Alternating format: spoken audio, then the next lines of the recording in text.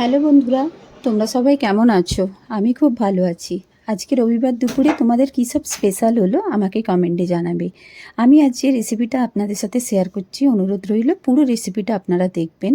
এটা একটা টক মিষ্টি আম ভাপা কাতলার সাথে খুব টেস্টি হয়, একবার করে দেখবেন, খুব ভালো লাগবে। একবার খেলে আপনাকে মনে হবে বারবার খায়।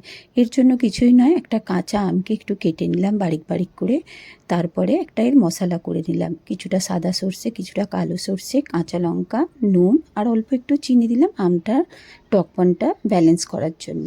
তারপরে একদম হালকা করে আমি মাছগুলো ভেজে রেখেছিলাম। যারা কাঁচা মাছ খেতে পারেন তারা এটা কাঁচা মাছে করবেন, এটা আরও ভালো লাগে। আমার হাজব্যান্ড একটু কাঁচা মাছটা খেতে পারে না বলে আমি একটু হালকা করে একটু ফ্রাই করে নিয়েছিলাম। তারপরে একটা কলা পাতাতে এগুলো সব মিক্স করে ভালো করে বেঁধে আর স্টিম করে নিলাম। 15 মিনিটের মতো স্টিম করলাম, তারপরে বার করে এটাকে আপনি গরম ভাতের সাথে খান। একবার খেলে আপনার বারবার খেতে ইচ্ছা করবে। অতি অবশ্যই একবার করে আমাকে কমেন্টে জানাবেন কেমন লাগলো আমার রেসিপিটা।